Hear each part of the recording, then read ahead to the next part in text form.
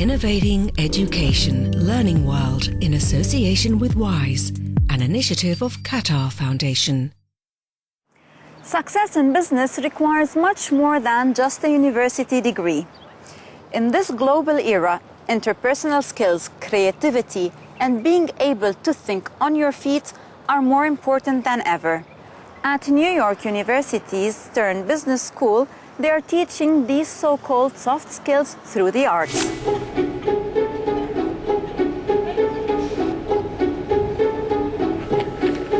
Believe it or not, these are future business executives learning to listen to each other.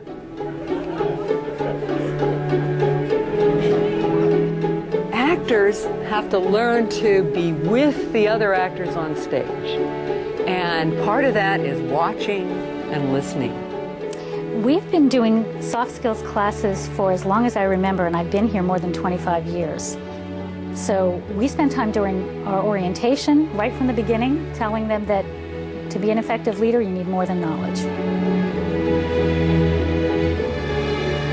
NYU-Stern is an elite American business school and was one of the first to include soft skills in its MBA course. Once you put this on, everything that your body does is very telling. That we send so many signals with our body. I think to be really successful, a great soft skill to have is to understand others and to really try to read a lot of the nonverbal cues that people give. So I really feel like this class will give me an opportunity to understand that a lot better so that I can relate better to other people and be a good leader in the workplace. As economies around the world stumble towards economic recovery, the job market remains fiercely competitive. Many schools, as you have started programs to integrate creative thinking through the arts and through theater and so forth into their curriculums, including at business schools. It's not clear to me that this really actually affects people's ability to, to communicate more effectively, both in writing and in person. I think that's more of a characteristic that you develop sort of over time as a person. Name? Whether or not it's possible to teach them, everyone agrees that soft skills are vital in the workplace. Prior to Stern, I worked as a manager. The topic I was talking about, like taxation, is relatively dry. It's important to keep the audience engaged and make it as interesting as possible. So I think that will benefit me a lot.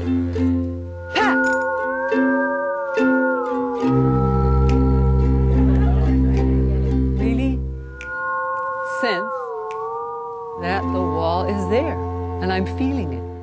Learning from others' experiences is one of the most effective ways to ensure a sustainable business. In Ghana, Jana Nurmukhanova is an advisor at the NGO TechnoServe. She's passing on her knowledge to the African nation's future business leaders.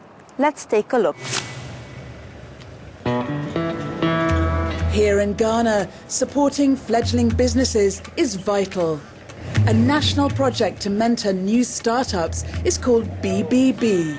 Believe, Begin, Become. Every week, Jana meets her entrepreneurs and helps them develop sustainable businesses. Today, she's talking to Abraham Alate.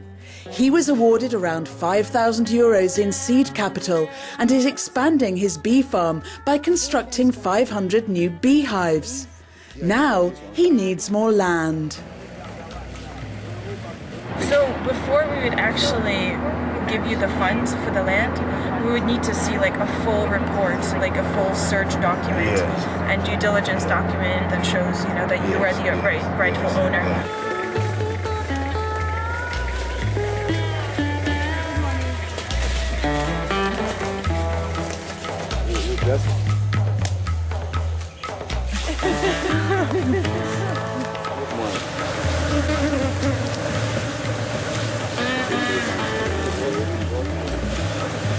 Oh, Abraham, it's very scary actually.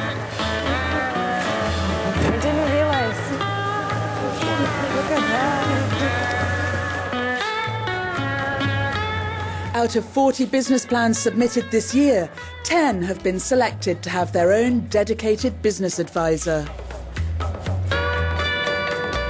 So we'll be working together for the next 6 months, introducing financial discipline to your business. So making sure that you're keeping financial records, you're using financial information to really effectively manage your business, to set your prices, to set your margins, you know, to have a financially viable business. In Ghana, we don't have very many big companies. And so these small ones have to be nurtured to grow so that the whole country can grow as a result.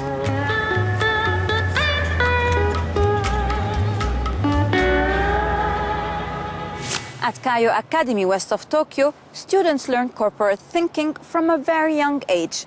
In this academy, big business has taken a leading role, supplying mentors known as floor masters.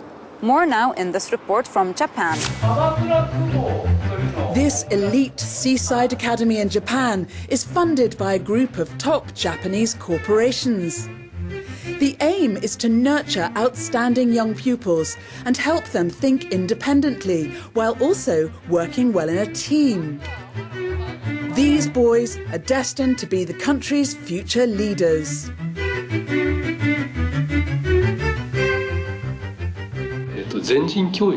We're aiming at all-round education.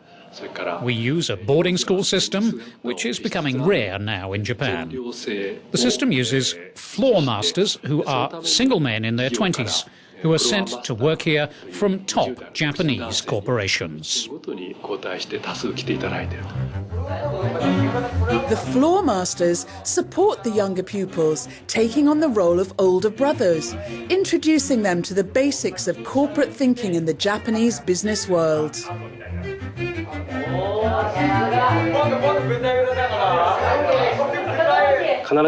We don't think that one child should always be the leader. All of them can show leadership. School fees are around 28,000 euros a year, 3 times more than an ordinary Japanese university, and the rules are strict. Comics, magazines, mobile phones, audio and gaming equipment are all banned. The only books allowed are school books.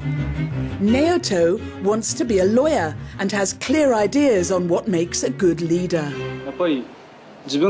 I think a leader knows what he wants and what his goals are. He knows how to get there. He knows the way, and he shares his goal with others who help him.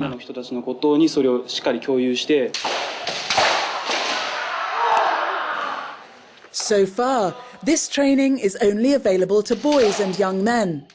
But there are possible plans in the offing for a similar school for girls and young women.